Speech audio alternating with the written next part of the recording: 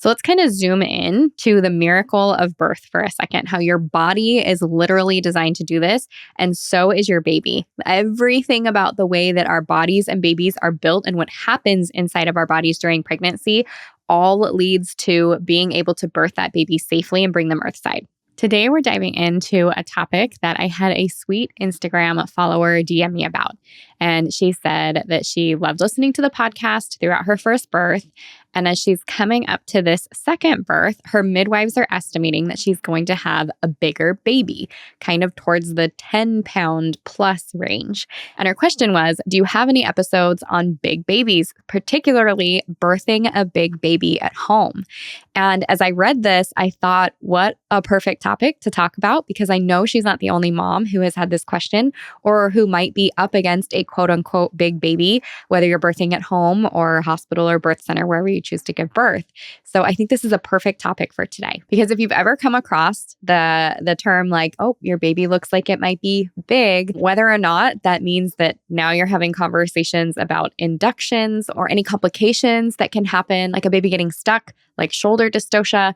And these kinds of things can plant a lot of fear in moms. And so I thought today would be perfect to kind of go over the facts and the evidence of how this all works. Now, keep in mind, estimated size is not always accurate, and I'll get into that in just a moment.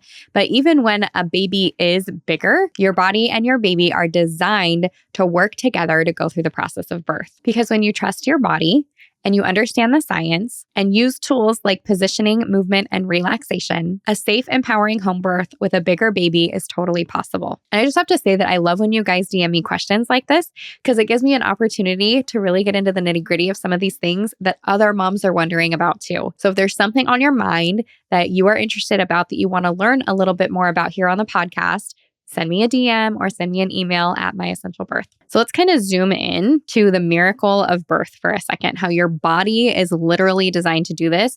And so is your baby. Everything about the way that our bodies and babies are built and what happens inside of our bodies during pregnancy all leads to being able to birth that baby safely and bring them earthside. First, you've got that hormone relaxin, which kind of ramps up in pregnancy. And it does kind of what the word says it's going to do, and it relaxes things. So even your pelvic ligaments, you have your symphysis pubis in the front, even the ligaments within your pelvis, due to that relaxin, relax, allow things to bend and open and move in a way that they wouldn't normally when you're not pregnant. And then meanwhile, you have those shifts in estrogen and progesterone. So earlier on in your pregnancy, that progesterone is there and it kind of keeps that uterus relaxed and comfortable and not contracting. And then later on in our pregnancy, that estrogen kind of pushes a little bit farther up and we have more estrogen. And that is what gets our contractions, our uterus toned and ready for those contractions that are coming. And it's also helpful to remember that that pelvis is not a rigid structure, right? Just like I talked about the ligaments and things like that, and you have relaxin. This is what allows your uterus to bend and move and adapt to the process of birth as your baby is kind of like turning a key in a keyhole, like working their way down and through your pelvis. And so let's talk about the baby and their structure for a second, because your baby is made to be able to birth through your pelvis too. So as we know, when a baby is born and they have that little soft spot on the top of their head, that is because their platelets, their head is not formed. And what happens is there's a lot of shifting and movement during the labor that's allowing that baby's head to physically fit through the pelvis. So on top of the fact that your pelvis is bending, moving, adapting, widening, your baby, as they're moving through the pelvis and getting squeezed in there, those platelets are literally shifting and even moving on top of each other to make enough room for your baby's head to squeeze through. So yes, even though the head is still hard, and you can feel that as baby comes through the vaginal canal and out the birth canal, your baby is literally made to be able to squeeze through and work through that area. It does not have to be any specific shape to do so, right? Everybody is going to be a little bit different, but your baby and your body are made to be able to do this process. They actually have MRI studies that show that the head compresses and then re-expands post-birth. So even with a baby that tests bigger, There are things in place to help that molding and birth happen. Now, perhaps some of you have heard of CPD or Cephalopelvic Disproportion. If you have, maybe you've heard it even on this podcast because I've talked about it as one of the top reasons that providers put down on a cesarean birth as a reason for the cesarean birth. And in other words, it means that this pelvis is too small or in some way it's disproportionate. It does not fit the baby that is trying to come through. And the real chances, real odds of that are very, very, very slim. Even though the numbers are going to show it's, however much, 1 in 250 or whatever the number is, because a lot of the times that's used when we're talking about a mom who's going through labor and then there's kind of this quote failure to progress, or they call it cephalopelvic disproportion. And in other words, this baby, for whatever reason, is not coming through the birth canal, perhaps even just in the amount of time that is allotted at the hospital or for whatever reason, medication problems or whatever. And so they call it's an emergency. We've got to do a cesarean birth. And these are the kinds of things that are listed on there. So just know that without having kind of damage or some kind of malformation of your pelvic area or tailbone or something like that, your baby is meant to fit through it. So just know that even though this does exist, it is very, very rare. So if you have somebody, particularly a provider that's already getting ready to have that conversation with you early on, or once there is this quote, big baby, that is something to kind of keep an eye on and ask a lot of questions about and get a second opinion if this is something that's brought up during your appointments. And so here's kind of what I hinted on in the beginning of the episode. And if you've been here for a while, you know that I talk about this quite a bit. But if you're new here, welcome. And I'm so glad you get to hear this. But those ultrasounds that they use, especially for telling you if your baby is going to be big or small later in pregnancy, is not an accurate way to tell if your baby is going to be big or small at all. It is not an evidence-based way to do that, particularly when the ultrasound is the only method of measurement, the only thing that they are using. So early on in our pregnancies, between 11 to 14 weeks, that is the time that ultrasound is the most accurate for dating. And it is a good, accurate way to date if you're not aware of when you had your periods, how many days your periods are, and when you ovulated, and when you had sex. So if you have all of that information, that's going to be more accurate. If your information is accurate, that's going to be more accurate than the ultrasound dating. Now, if you're not sure, or if your periods are a little bit different, or you ovulate at different times, or you're not tracking any of that, then that 11 to 14 week ultrasound is pretty accurate. Now, when we get later in pregnancy, and we're talking 20 weeks, 30 weeks, and they're giving you estimates and they're saying, oh, it looks like your baby's going to be so big, or oh, your baby looks like it's going to be so small. Those are not accurate based off of weight alone, to measure weight alone.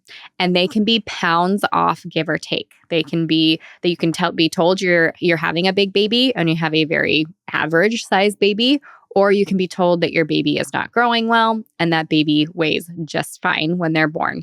And so this is the thing that is really important for moms to know, because that can be the difference between allowing your body to go into labor on its own and for your baby to send that signal that, hey, mom, I'm ready to be born now.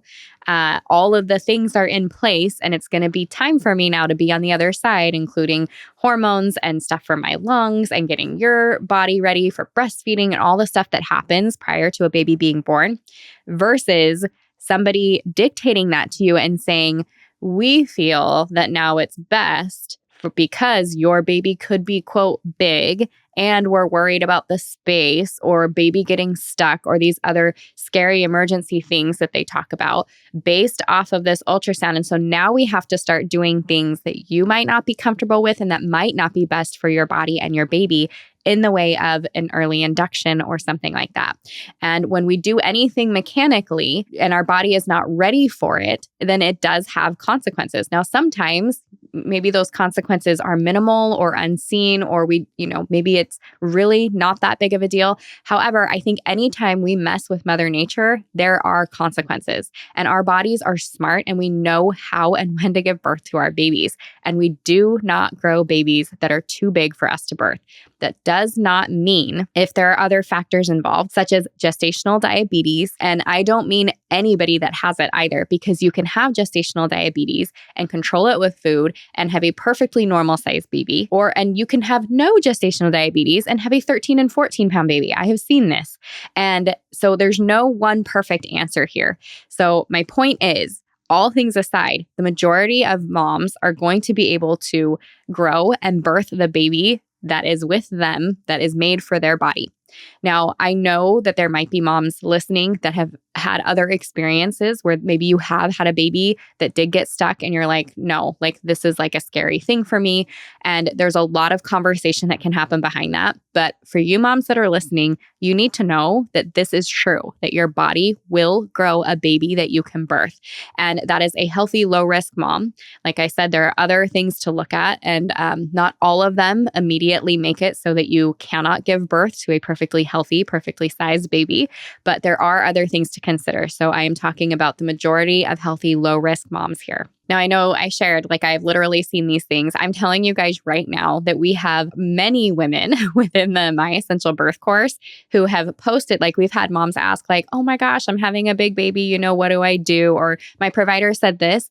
And the amount of women that post and they're like, yeah, my provider said this, and either it was true or it wasn't true, or I birthed my baby and it was the best experience ever, or I gave birth at home to a 15-pound baby, totally safe, mom, everybody healthy. Like just trust your body. And that feels so good to hear when you are a mom and you are worried, to hear other people who have been right where you are and to be able to say, actually, no, it's probably fine. Like, what are you doing in your daily life to just focus, relax, focus on this pregnancy and this upcoming birth? Or how are you feeding your body? How are you getting yourself in that mental space that you need to be? And just having other people who have been there and can say, you're doing fine and you're not the only one that this has happened to. And whether or not you give birth to a big or a small baby, you can do it. I think that makes such a huge difference. Let's kind of shift in to how you can just support that design. So let's say that you do have a big baby. What are some of the things that you can do to support this process along the way? Probably one of the first things that I think about for a mom looking to be able to birth any baby, but if you're concerned about a bigger baby, is freedom of movement. So if you are a mom that is planning for an epidural, that's totally fine. It is really, really important that you have some support people that can help you get into some different positions. Because if you are even leaned back, which we always say at least be at a 45-degree angle, but if you are leaned back, even at that 45-degree angle, it kind of closes off the pelvic area, especially to be like that the whole time. So when a mom is in labor, she's getting a lot of cues. The reason that you see moms moving around, they're like swaying side to side, they're being vocal, or they're using something to grip, or they're focused and breathing. All of that is because they are listening to the cues of their body. So sometimes the body is saying sway and move.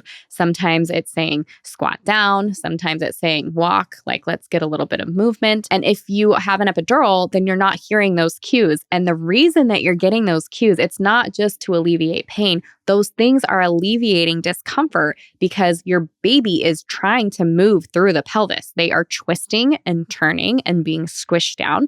And every little turn that they make, because they literally have to navigate the pelvis, it is not a straight shot.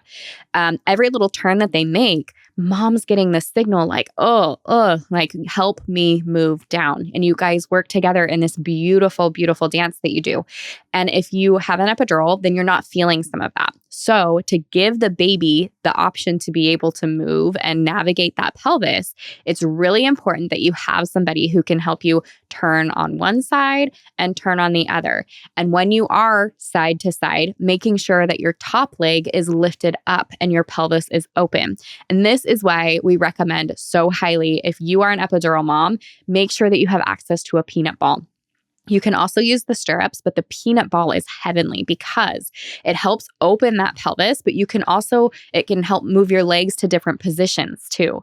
So you can have your legs a little bit more forward, and that's going to be a different part of the pelvis, or you can have it winged back, and that's a different part of the pelvis.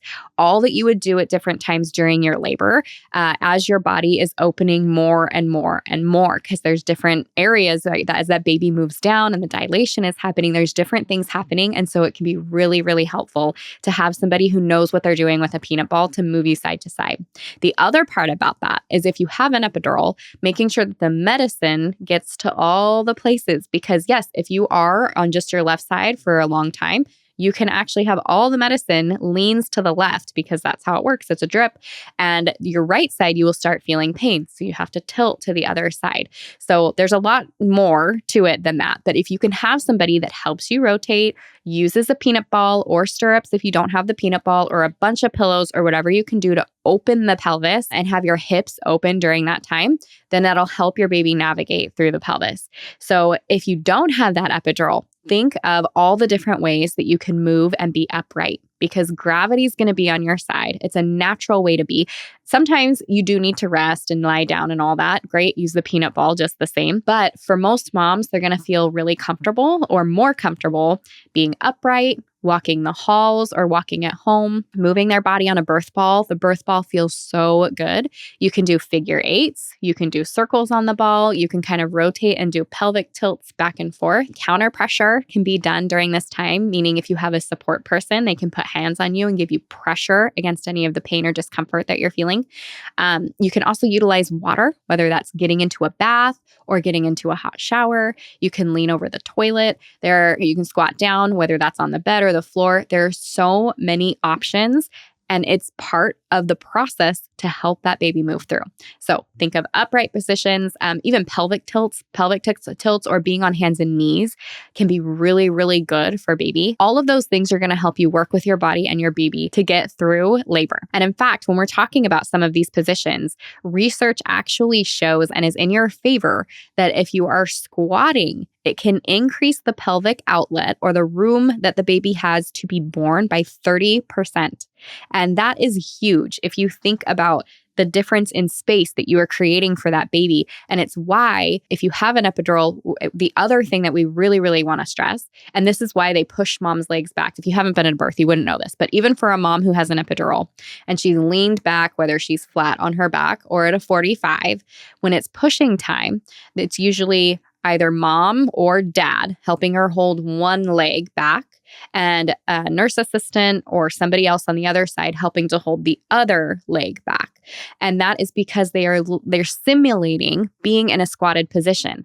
Now, it's better and it's going to be easier for mom to birth her baby like that. However, you can still, even with an epidural, if you're at a hospital, they have it's called a squat bar, and it attaches to the bed, and they can lean mom up, and you can put your legs up. They help you situate your legs, and you can lean into a squatted position to do your pushing.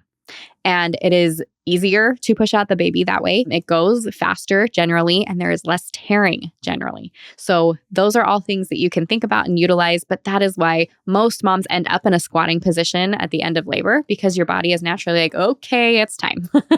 What is going to be the most effective way to do this? And if you think about, I was going to say, if you think about going to the bathroom, but here in the United States, we do it a little bit differently, the way that we sit on a toilet, for example. But in most places, right, many, many countries, particularly where they don't have toilets, you're squatting. And so we know about the squatty potty and all these other things that are so good for us to be able to let that area release. It works the same during labor, and it's the same reflex that you're feeling when you feel that urge to push. Those are the same muscles that you use to poop. And so that is why it can be it's why it is so good to be in a squatted position. But now imagine, pushing this rather large, thing out through that area using those muscles. That is going to be your best bet, is to be in some kind of squatting position. Now, moms can give birth in any position, and you do what feels comfortable at the time. But my point is, having the opportunity, the ability to be in this position is going to be to your benefit. And if you're my home birth mamas that are listening, since this came from a home birthing mama, this question, one of the best things that you can do is getting into water, right? We call water Mother Nature's epidural, and there's a reason for that. So when things are getting more intense and you're ready to feel some relief, or if you're like me, you want to start at the beginning of your birth because that's how I get into my zone, and then I walk around for a while and then I come back to it, you could do that too. But Mother Nature's epidural is very real. So, and for our home birth moms, a lot of you, whether or not you're giving birth in a birth tub, have that birth tub ready to go and available. And so a birth tub is awesome because it's big enough that it fits mom's belly into the water. So if you think of a bathtub, it's not very deep and it's not very wide, but birth tubs are both deep and wide. So if you're small like me, you might want to not fill it all the way so that you can be in hands and knees and a little bit closer to the ground so you're not drowning in the water. But think of it as just a way to allow a little bit of relaxation and kind of it does take the edge off, but I was thinking take the weight off too. We're just think of let's just be a little more weightless in this moment, right? Especially beginning of labor and onto that active stage, and you're moving and you want that gravity, and right, because we want baby's head to push against the cervix and dilate the cervix and move through all of that area. And then towards the end, you're like, okay, let me get in my zone. These contractions change. They move from just being strong to expulsive to where it's okay, now we have to work with them and push through it. So if you have an opportunity to use water, this is a really, really great thing. And it will help for those big babies. If you are a mom with a big baby, this is something that can provide a lot of relief and a lot of comfort. And partners, if you're here and listening, or moms, make sure that you tell them this is where they can dive in and be really helpful too. Partners have a job of making sure that mom is doing a couple things during labor. You want to make sure that she's getting water, make sure that she's taking lots of sips. I am always make sure you have the chapstick because mouth breathing is a very real thing during labor. So water and chapstick. You should also be making sure that she is urinating about every 30 minutes to an hour. And easier said than done, because once mom gets going and she's in a position, it just is what it is. But if you have a full bladder, it can actually cause more pain and inhibit dilation. So you want to make sure that mom is going to the bathroom about every 30 minutes to an hour, that she's able to release and relax that area, which is also going to help with dilation. But as soon as you get that bladder out of the way, then it is a little bit more comfortable. Those contractions can dilate mom a little bit more, and the whole process is just a bit smoother. So make sure that you are there for all those things. If she needs food, if she needs massage, definitely counter pressure. These are all things that dad should be there for throughout this process. Now, remember, when it comes to birthing a large baby or a bigger baby, that the physical stuff is really just one piece of the puzzle. A lot of what we go through during labor is mental, and part of it has to do with how we respond to the intensity of it, but that's physically and mentally. So there's a lot of mindset work that goes into labor. And the tricky part about this, especially if you're being told you have a big baby, is in your head, what you might be doing is talking to yourself about that big baby, and you're encouraging yourself that my body's made to do this and all that. And that is a wonderful thing, even if you have nothing to worry about, because that baby is just as normal size as every other baby ever, and it's not even going to be an issue. But I do think the mindset work is really big, and learning to work with our bodies, right? We have the mental relaxation and the physical relaxation. And if relaxation is not something that you are practicing now, start today. Make today the very first day that you were going to practice relaxation. Start it a couple times a week, or make it a nightly practice, and move on until you're doing it, 10 to 15 minutes once or twice a day, all the way through to labor time. So this can be telling yourself positive things. There's mantras, or you have those affirmations, or you're telling yourself I can do anything for a minute. My body is made to give birth to my baby. This is a safe place. Whatever those things are for you, kind of having that on repeat, and then working on the physical relaxation that goes along with it, but is happening mentally. So for example, my body is soft and open. I'm relaxing my eyes. I'm relaxing my chest. I'm, all the way from the head to the toes. You are working on that relaxation, but a lot of that happens in the mind first. You have to give yourself those cues. You're focused eyebrows, eyelids, cheeks, jaw, and you're just taking it all the way down. The thing is, if you focus on these things and practice that prior to labor, then when it's labor time, you are going to be in such a good place because your body will know, oh, lights are dim. She's saying relax. I'm repeating, all these different things. And I've done this a million times. So now when I focus on all of those things, my body naturally lets it go. And you might not notice that as much during labor. You're going to feel tense maybe in some other things, but you will be able to tune in to those different muscle groups, even during labor, even during that tough stuff. And it will offer you relief, I promise. So even if it feels silly or like you're not getting a lot done before labor, I promise that it is going to translate. All of that work will be useful when it is labor time. In fact, I'm going to give you just a quick thing that you can do right now. Take this home with you. Do it tonight. Do it right now. Maybe, don't do it with your eyes closed or anything if you're listening to me in the car. But you're going to take a deep breath in through your nose. And you can do it for a count of 4 or a count of 6, whatever you're comfortable with, but take a deep breath. So you want it to go deep and make sure it's going into your belly, not your chest. So deep breath in through your nose. And as you breathe out, you can kind of make a sigh. Like you ever do that where you're like, right? So that's what you guys are going to do. Deep breath in for a long count.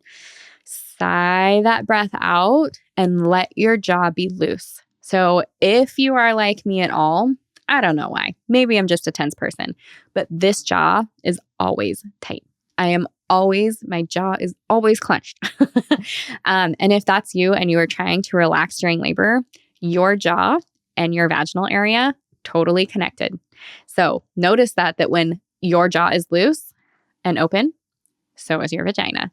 And so that is something that you want to take with you into labor. So when you are having contractions and you are focusing on breathing and relaxing, make sure that jaw is open, okay? Let it be loose, drop it, have your focus on that jaw and let it be open because it will open that entire area, okay? And I promise that daily practice is going to make the best difference. So one more time, we're just going to inhale, exhale with a sigh,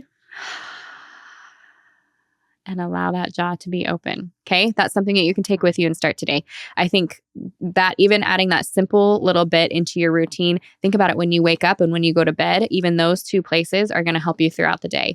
And then try to grab it through the rest of the day, right? If you're sitting at work and you're on a computer, same thing. If you are at a stoplight, same thing. You're standing in line at the grocery store, same thing.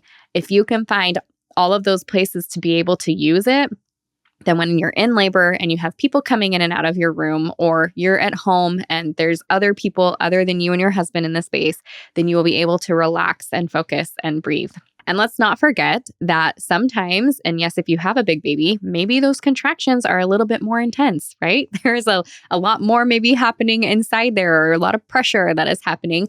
And that's okay. It doesn't mean that anything is wrong. Labor is intense. Labor is hard work. There's a reason that it's called labor. Now, if you are having sharp shooting pains and stuff like that, you will know, like, wait, this is not right. And there will kind of be some red flags that come to you. But having a big baby doesn't mean you're going to have any of that. That has nothing to do with the weight or how big a baby is. Okay, that would be like something isn't right here, whether that's positioning or whatever else, but not necessarily just because that baby is big. And this is one of those things, back to partners. Partner support is not optional here. Partner support is necessary. And if you're feeling like for whatever reason, you're not going to get the support that you need, then it is totally realistic and wonderful and beautiful. And you should reach out to a doula that can come and assist both of you within that space. Maybe it's just first time dad and he's nervous and you're nervous and you just want somebody that can make that a little bit more of a comfortable space. Doulas are especially skilled in getting dads and moms working together and making it such a beautiful bonding relationship for you guys to be able to work through that labor together. And then this kind of goes without saying, but I'm going to say it again anyways. Make sure that your birth team is on the same page as you. If you're having those conversations about a big baby and the next sentence or next topic has to do with induction or C-section or what if all the things go wrong, maybe try and have that conversation and dig a little bit deeper and see if you can make sure that you are supported. And if you don't feel that way, then look for another provider. Yes, even if it's late in your pregnancy, because when you find the right one, I promise it'll make all the difference and you'll be grateful that you did. You want to make sure that the people that are in your very vulnerable, sacred space are going to be there to support you 100%. And that comes from you and the preparation that you do and making sure that you guys are on the same team. Because some providers are going to look at this and say, oh, this is a cause for alarm. Let's do all these extra ultrasounds, make sure that things are okay. And it gets a little bit scary when you have another provider that can look at it and say, yeah, I mean, this is the ultrasound showing this, but everything else looks fine. We just proceed as normal and don't worry about it. There are providers that talk to you like this. And for my home birth mom, same thing. Sometimes you'll have a midwife that might be a little bit alarming on these things. I would say the majority of time, again, if you're healthy and low risk, that's not going to be the case. It's just information. But you could have a midwife who's a little bit more alarming on that. And yes, it's okay to interview other midwives as well. So make sure that you have somebody that's really supportive with you. I would say most midwives, in my experience, the ones that I've met, the ones that I've talked to, the ones that I've heard stories from other women who have had experiences with when it comes to big babies, it doesn't faze them. Not a big deal. They have all the tools and tips and tricks to get the baby out. If for some reason that baby is big enough that it gets a little bit tricky at the end. And that's the same in the hospital. Oftentimes they're very skilled and they know exactly what to do there too. So it really is just about having the right support team. So as we're kind of getting to the end here, I just want to remind you guys and kind of pull it back to mindset that what we think about, we bring about. And so if you can have those positive thoughts and focus on the right things and do all that you can to prepare your mind and your body for this wonderful labor, then things are going to go well. I want you to remember that your body was designed for this. So back to that relaxin that's softening the ligaments, and that progesterone that's keeping your uterus nice and calm, and the estrogen that's gearing it up for all the things that you need to do. Your pelvis that moves and bends, and your baby's little head that is meant to shape and form and have areas that move over each other so that it can help and work through that pelvis. And then all of the movement that you naturally do during labor, or remembering to do that if you have an epidural so that you guys can work together and birth this baby. Kind of maybe a final little thought about big babies and what can happen during the birth space is maybe because they are a little bit bigger, you're going to have some more stretch of that perineum. And so thinking of using warm compresses or having people there that can, visually tell you like, okay, like slow breaths now so that you don't have tearing or extra swelling in that area, that can be really helpful too. And remember that birthing a big baby is just another variation of normal. Okay, so remember to stay calm and trust the design.